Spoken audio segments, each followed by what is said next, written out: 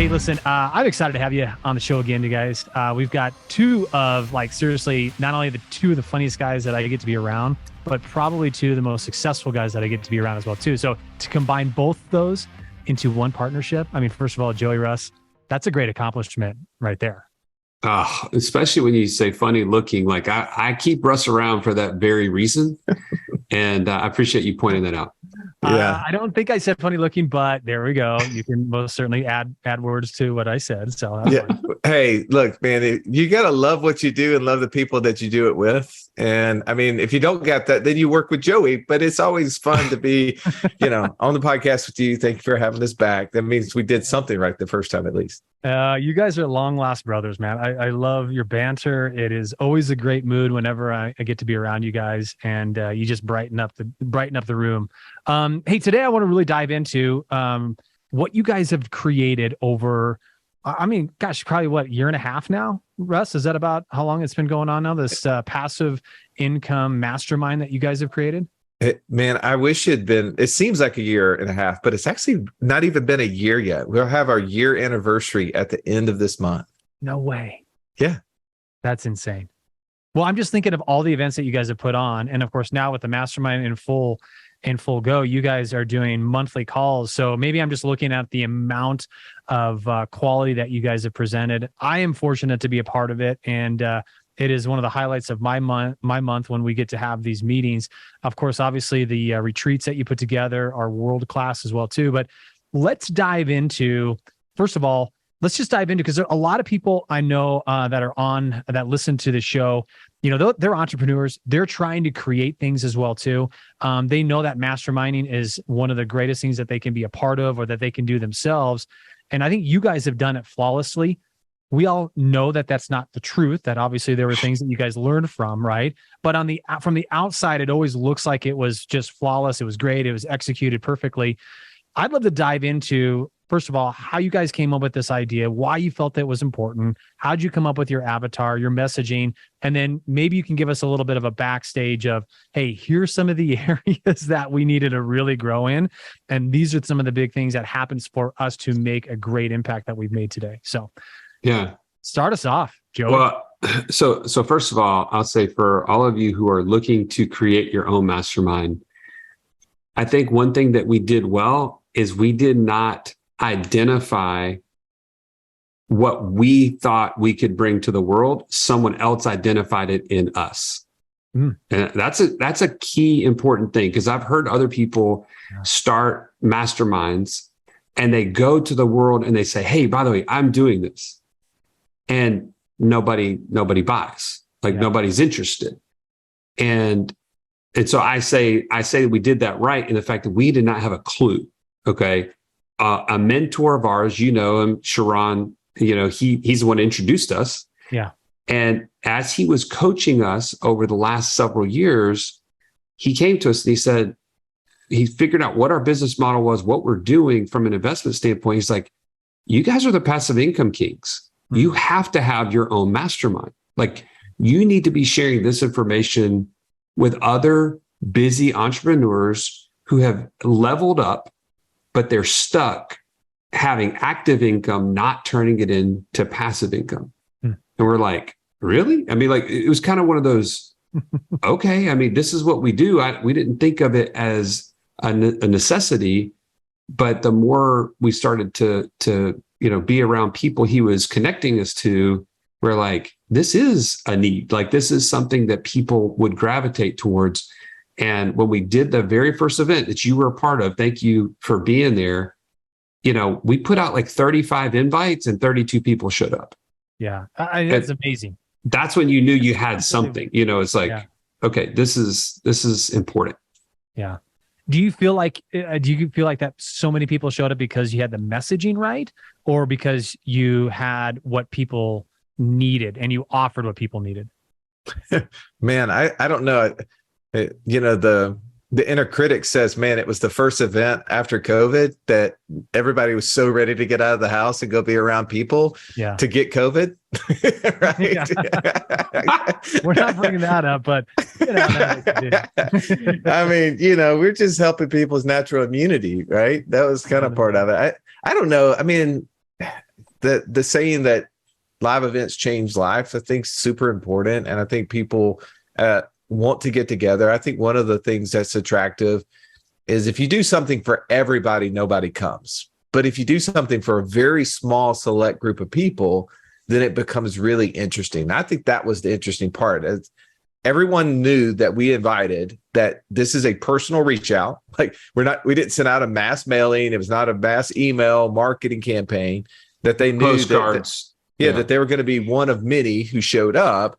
Yeah. They knew that they were coming to an exclusive event. And I think, part of it maybe had to do with the fact that we were doing it in an intimate setting. As you know, we rented a very large home that I think had 9 or 10 bedrooms, had its own event center there in it. It was in Nashville, which is a cool place. And then when you people want to be around cool people, right? I want to be around Josh. I want to be around Jordan, right? I want to be around the people that are going to be at the event. And I think that helps too, right? I mean, when you bring interesting people, and that allows for people to say, hey, people have success in this mastermind at all different levels. But the beauty is that if we're not all competing in the same real estate space, for instance, right? Like there's a measuring stick there. If you have somebody who has done it at such a high level in the software business, sold a business to Facebook, which we have, you have somebody who is in the music industry, right? That's recorded with every major recording artist that you can think of. Yeah. Like it just brings different levels. And I think maybe the uniqueness of the mastermind was helpful too, is that you just brought a lot of different business profiles and mindsets together, and it worked, man. I don't know. I would love to figure out how we did it, and I'm just grateful it worked. It was awesome. Well, even since then, though, you guys have done, you're on your third mastermind in person, right? Your event. Because that's right. Austin second, and now you're headed to Scottsdale. That's right. Yeah. Yeah. So this will be the third in person in the first full year. But the key, I think, was getting the word out. Once you have 2 really good, successful events, and you just talk about it, right? You just share, which is what, on our podcast we share, and Sharon and Mark Podolsky and other people have shared about their experience. It's just attractive. Just people want to be a part of an elite group, as Russ mentioned. And I think the value is it's not just like every other mastermind you've ever been in that helps you be a better operator in your active business. Yeah. Right? There's tons of masterminds that help you become this astute real estate investor. Those are important to be a part of. But if that's your active business, that's what that's for. Then so what we created is something that's totally different, that says we've reached a level of accomplishment in whatever the business that we do, the active or operating business. Mm-hmm. Now, how do we start to have significance and impact by taking that active income, converting it to passive income streams that, and as you know, our goal is to get to 200% of our monthly expenses in passive income. Mm-hmm. What happens with that is true abundance, right? If I have that much passive income coming in, what am I going to do with it? I'm going to be able to give it away. I'm going to be able to invest in the next generation. Like, our children become an important part of our mastermind because we're talking about how we're going to impact them. And now you're surrounded by men and women who are like-minded in those aspects. And that's just a special thing. Yeah. Well, having been on a few of the Zoom calls as well too, was this an intentional thing for you guys to just have men in the mastermind? I know that you brought in some extraordinarily successful women, like today's Zoom call that we just did. There was you had a female on that was just amazing at what she does, but every one of the mastermind groups that I've been to has always been men. Has that been an intentional thing? Was that an accidental thing? Like, give us a little bit of a background on that too. Yeah, definitely accidental. To be honest, it's something that I feel like is probably the area that we could improve upon the most. Is maybe, people tend to gravitate to people you're most like, right? And so for us, most of our connections were men. I mean, being that we're married men, right? Like, most of our connections are married men. And so that's who we invited to the first event. But what we've been looking for is, how do we get successful women involved in the business? And we do have a few that are members. They just don't show up as much. And I wonder if it is because are they intimidated by all men environment? And so we've been trying to work on that. Gratefully, this new event we've got a lot of spouses that are going to attend. So it's gonna look a little more diverse in that regard. But that's definitely an area that we can improve upon, because what we want in this is not one viewpoint. And right, like men provide one viewpoint, even though it's diverse in its viewpoint, because we all are coming from different areas of the country, different businesses. But women provide a completely different insight, right? Just by nature, they have a different outlook on life. And I think the value in this mastermind is making sure when we get on these calls, like the call we were on today, I find more value in the conversation that happens after our guest leaves and just hearing what other people's perspective is on the subject matter, because then that gives me insight to things that I would have never been able to come up with myself. I don't have the same experience as they do. So I definitely think that's something we need to be working on. Well, let's be honest, Josh. I mean, Russ has always struggled to attract women. I mean, it just one thing. He did attract one, his wife. She's amazing.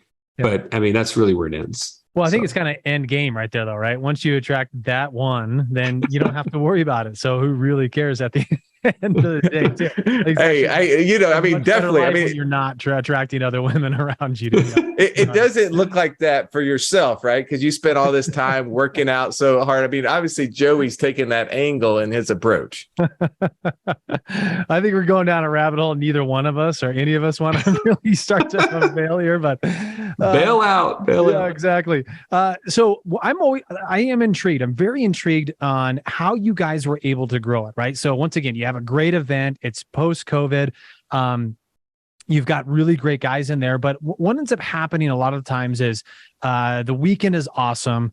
Everybody goes back to work. Everybody goes back to their life, and things kind of fall apart. So in order to create a great mastermind, you also have to continue to bring more value after the event. You have to have all of that follow-up. But then, of course, you always got to be looking at what's the next thing, what's the next opportunity. Help our people understand, like, if you're going to create a great mastermind, like, what was that sequence for you guys in order to make sure you had great follow-up and then, of course, great expansion after such an amazing event? Yeah. One of the things we learned early on in the process was we don't know if the concept is proven. We don't know if people really would want it. Yeah. And so instead of actually trying to build the mastermind first, we just built the retreat. That's what the first event was, right? It was just a retreat. And what that was is like, give us insight into who would be interested in coming. Would they come? They did. Would they be interested in what was said? They were. Now what, right? So like for us, we really did not go into it to build a mastermind. We said, let's see if we have a really amazing retreat, one event. And if that works, then we will move from it. And that's what we did. We left that event. We had a handful of people, yourself as one, that said, hey, I want to be a part of this. This is something like, if we're going to do something similar to this on a regular basis, I'm in, right? Yeah. And we were very grateful, blown away by the response of the people who said that. But one of the things Joey and I went back kind of to the drawing board on is that we didn't want to be the only ones leading this. We felt like that would have been short-sighted on our part. And so we went back and had some discussions with some of the people that were a part of the event, people that we look up to and seek counsel from. Mm-hmm. And what we found is that they were trying to do something similar on the side. And one was starting one had already started one. And we said, what if we just do this together? And so what we brought in was multiple minds, which is always good, but also we were able to grow our audience by their audiences immediately. And I feel like that was really huge. When you marketing is everything, right? Yeah. And your podcast will reach everybody that listens to it.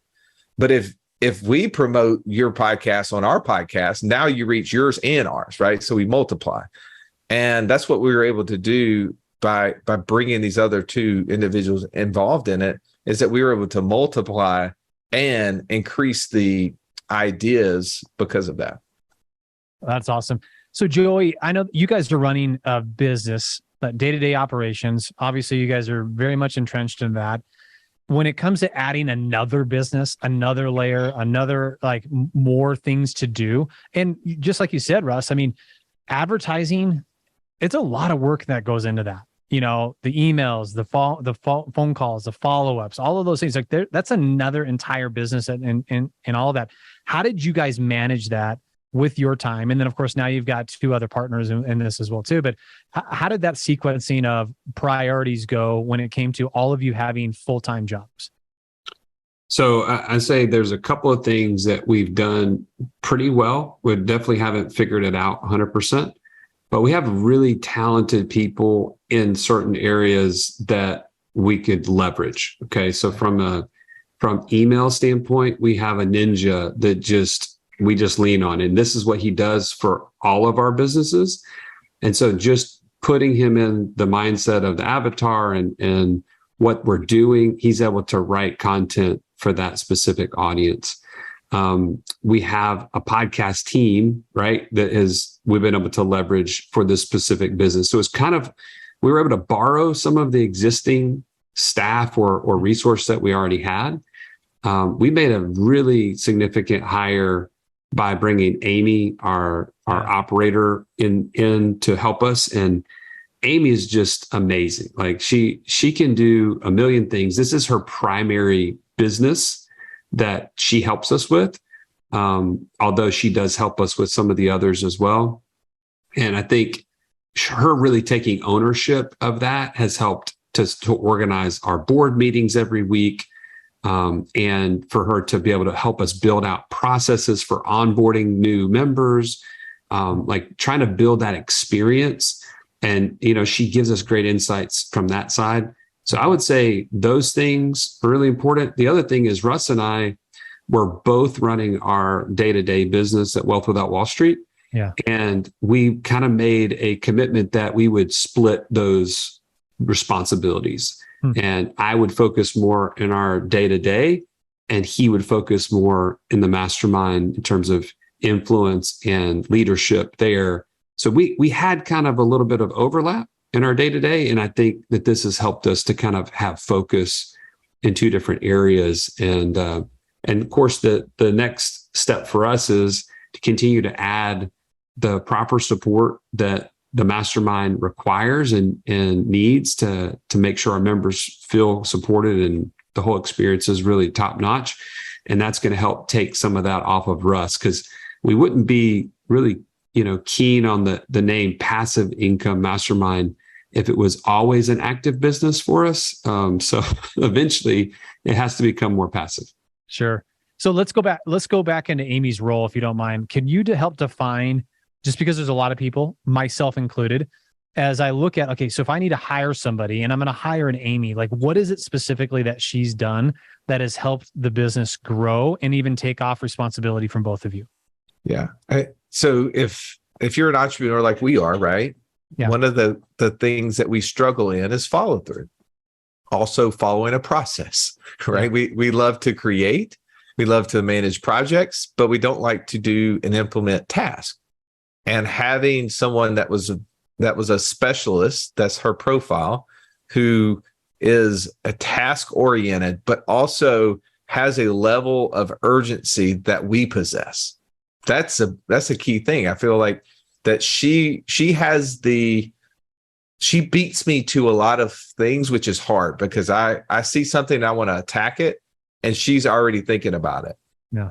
There's some things you can't hire. Like you can't hire somebody who without asking works on the weekends because she just enjoys it. Like that's just tough, right? Like, I mean, the concept is really interesting. She loves learning. All of that is something that she's doing selfishly to gather information, but she just loves doing that. But behind the scenes, she's organizing. So like one of the things that Joey mentioned that has been crucial in our process is we meet once a week as a board, and she runs an agenda for us. She helps us see and monitor our members. What is where is the health of our membership? Meaning, like, how engaged are these members? Have they showed up to this? Have they done this? Have they done this? If not, she's helping us understand that they're not there. And there's a process that, a standard operating procedure of what we're going to do next. And sometimes it's automated, sometimes it's human related. And she guides that, right? She's helping us stay on track because her goal is just to be a support person. She's got 4 chefs in the kitchen. She didn't need to bring the ideas. We got all the ideas. Yeah. Her goal is just to organize them and then help us figure out how to implement. Love it, man. That's good. Thank you for getting granular on that. As you guys grow, what is the biggest need that you have next? Joe, you kind of talked about that as making sure that you hire the support to make sure that the customer or the client is taken care of. What do you think? What do you think the next evolution for this mastermind it needs the most help in or assistance in for you guys to get to that next level? Well, we think the next iteration is that there's a dedicated coach that is a part of the onboarding process, bringing people on. And I'm not familiar if you were able to be on the call we did, the right next thing framework. Were you on that? Yeah, well, I wasn't on that call, but yeah, I'm very familiar with the process. So yeah. Mm-hmm. So this is something we were introduced to. It helps to bring people into like familiarity of what is, like, they diagnose themselves. Yeah. And they say, okay, if I want to be successful at this 200% mark for my passive income goal, then I've got to be really good in my own personal strategy. I got to really build out my infinite banking system. I've got to have a passive income portfolio that meets this criteria.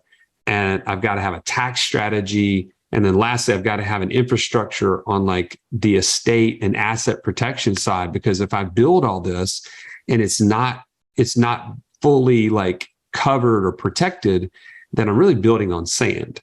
Yeah. And so as we introduce that to our members, the key then would be to have touch points where someone, and not us, because Russ, as already mentioned, we're not great at the follow-up and follow-through, but to have somebody dedicated that would take people from day one, hey, where are you at right now? When you join the mastermind, where are you at in these 5 areas? Right. Yeah. And then 3 months later, all right, you told me this was important to you and this was the next thing for you. How did that go? And are we moving up a notch in that area, or are we still stuck? And then keep moving down that path and have somebody that's dedicated to helping people see that progress. Because I think people pay for results at the end of the day. Yeah. And don't get me wrong, the networking, like the level of people that you're now connected to and their networks is now accessible to you, is unfathomable in some cases, right? The value. But I think to also be able to back it up with, you are personally making like progress and you can see that, it just makes being a part of this a no-brainer. Yeah. And so we want to make sure that we're providing that. And it just takes, again, it's somebody key on the team to help us to create that. I love what you guys are doing, and you guys have a great vision of where you're going. Obviously, you got great minds that are helping drive that between the two of you and your 2 other board members. So as we kind of close this up here, like, what's the BHAG? Like, I know you guys have big visions. Everything that you guys touch, you guys have made tremendously successful. I know that you got drivers that are part of your board as well too, that I know that they are going to drive you regardless of how much you want to drive yourself. But like, where do you guys see this going? Is this going to be the next, quasi? And I know this is probably a really bad reference, but are you going to be the counterpoint to Dave Ramsey?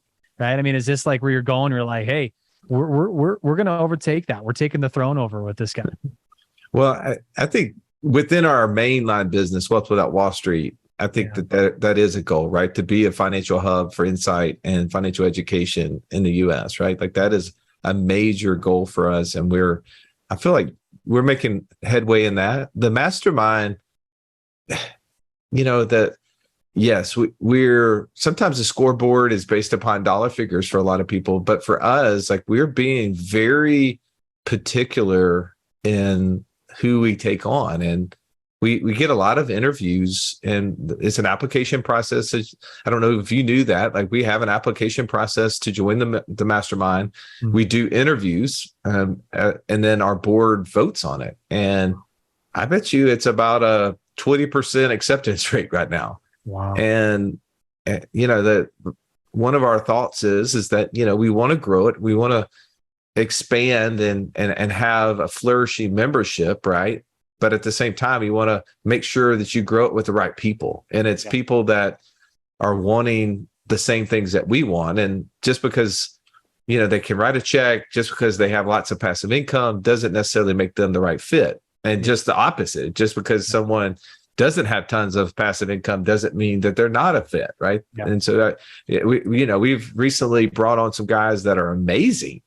And they're, if you looked at their backgrounds, you would say, they just don't seem to fit the mold. They're actually, are not entrepreneurs already, but they provide a lot of really interesting viewpoints to the world that we don't possess. And I think that adds value. So for us, I think we continue to improve it. There's some dashboards, some software. There's some things that I want to do to make that experience VIP. I mean, right now, our price point is probably about 40% of where it should be to the value that people are getting. But I have this, want to provide it first. And as we talk about some of the things that we're doing, I think that's the big hero audacious goal, is that it is the elite. Like, it's $100,000 mastermind a year minimum in my brain. We're just not there yet. And I want to get it to where every single person is glad to write that check every single year. Like, please take my money, kind of thing, because I think it provides that level of opportunity. And I'm selfishly just excited to be a part of it, because I get to learn from guys like you, man. I love just the camaraderie, but the learning. And you just don't get that amount of access to deal flow and people who've done deals unless you're in a room like this. Yeah, I couldn't agree with you more. You guys, once again, you guys have done an amazing job. I really applaud you. The fact that you guys are so particular, you're so exclusive, and you guard that so protectively. Because I know that just from the personal mistake, I know that one time when we were growing one of our mastermind groups, we were just letting anybody in a sense, right? Because we were wanting to build it. We wanted to build the membership, and, because numbers are so important, in the sense of, like, we've got 1,000 members, we've got 2,000 members. But at the end of the day, it's not important. What you want is raving fans. You want to, especially with what you guys are doing, you want connection, and you want that trust within your membership. And I think you guys have done a phenomenal job about it. I'm really excited about where you guys are going. Thanks for being vulnerable. Thanks for sharing with our audience today all of the things that maybe didn't go well and you were planning on, but obviously all the things that you guys are doing in the future. Where can somebody find you? Where can they come and say, okay, listen, I think that this is really interesting to me. This is very intriguing to where I'm at in my life. I would love an opportunity to be interviewed and see if I'm a good fit for these guys. Yeah. Great question. So go to wealthwithoutwallstreet.com/club 200. That's where you can apply for membership, but probably even better, I just thought about this. We update our retreats, and the schedule is at thepassiveincomeretreat.com. And if you go there, you can see whatever the next retreat is, all the details, and there's an application for membership directly on there. So thepassiveincomeretreat.com is probably the best. Awesome. Love it. All right, Russ, any last parting words on your end there, brother? Man, thank you for having us. Enjoyed being here as always. And I'm always looking forward to our next connection, man. So thank you. Yeah, you guys, like I said, you're one of my favorite people out in the world. I'm so glad to have gotten introduced to you, and you guys have most certainly made an impact in my world, my family's world, our company's world. So it's been an awesome relationship to foster with you guys. So thanks for what you do. Yeah, thank you for having us. Thanks, all right, guys. Well, hey, listen, the price of admission for this is simply just to pass this along. There's somebody out there that needs to hear from these guys here, and so pass it on to somebody, and we will see you on the next episode. All right, take care.